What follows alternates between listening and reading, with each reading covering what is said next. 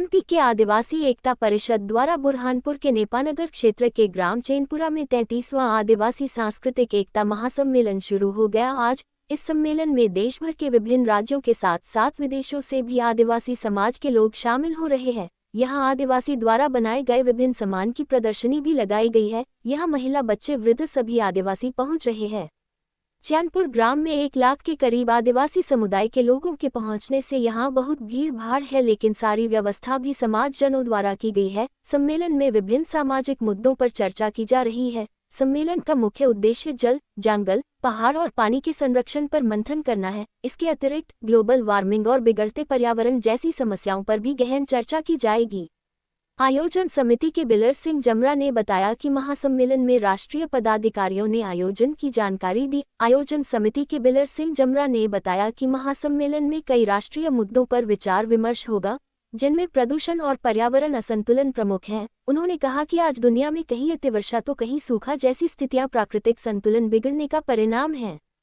सम्मेलन में अनुसूचित जनजाति आयोग के अध्यक्ष भी आएंगे। जमरा ने कोविड-19 महामारी का उदाहरण देते हुए कहा कि यह सब प्रकृति से छेड़छाड़ के कारण हो रहा है, जिससे ग्लोबल वार्मिंग बढ़ रही है और समुद्र का जल स्तर प्रभावित हो रहा है। सम्मेलन में इन समस्याओं को दूर करने के उपायों पर मंथन किया जाएगा।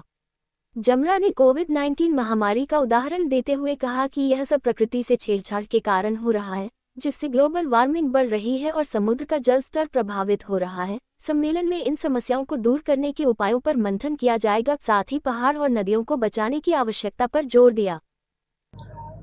आप सभी को जोहार, आपकी जय, जय संविधान। मैं बिलोर सिंह जमरा। जैसा कि 33वां आदिवासी सांस्कृतिक एकता महासम्मेलन नेपानगर के चैनपुरा में मध्य प्रदेश में शुभारंभ आज से हो चुका है, जो 13, 14, 15 जनवरी से चालू हो गया आज से। जैसा कि हमारा महासम्मेलन का जो मुख्य उद्देश्य है, जंगल बचाओ, पहाड़ बचाओ, नदी बचाओ, इसके लिए हम आदिवासी जो जीवन शैली है, आदिवासी संस्कृति है, आदिवासी परंपरा है, उसको हम यहाँ इस माध्यम से पूरी दुनिया को संदेश देना चाहते हैं कि आदिवासी किस तरह प्रकृति के साथ तालमेल बना के अपना जीवन यापन करता है और प्रकृति से उतना ही लेता है उसको जितना उसको जरूरत होती है। हमारे आदिवासी जीवन शैली में, हमारी संस्कृति में हम किसी से कुछ लेते हैं तो बदले में हम उसको कुछ देते हैं। इसी प्रकार प्रकृति से हम उतना लेते हैं, उसके बाद प्रकृति को देते हैं। क्योंकि हम आज खेती भी करते हैं तो खेत के चारों ओर हम पेड़ लगाते हैं, यहाँ तक कि हम बीच में ही पेड़ लगाते हैं।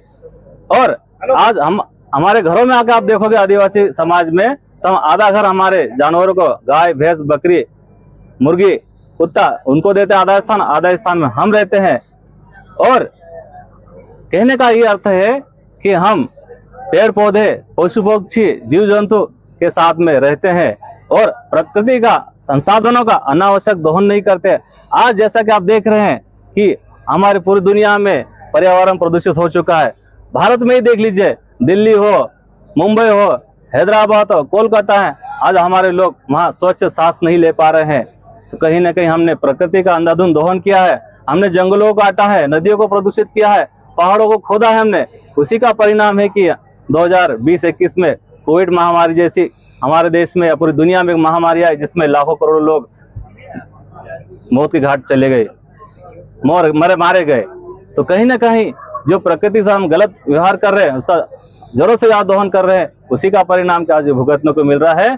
तो आदिवासी जीवन शैली जितना मतलब सादगी से जितना हमें जरूरत हो उतने संसाधन का उपयोग करना है, यही संदेश हमारी पूरी दुनिया को देना है। इसको हम संस्कृति के जरिए, यहाँ नृत्य के जरिए हम पूरी दुनिया को संदेश देने वाले हैं।